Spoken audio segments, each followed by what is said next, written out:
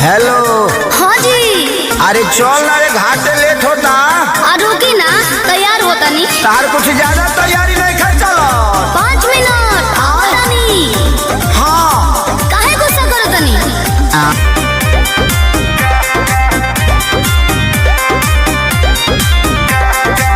Powder तेरे माला लगा ले दे, तोले साव झमका ले।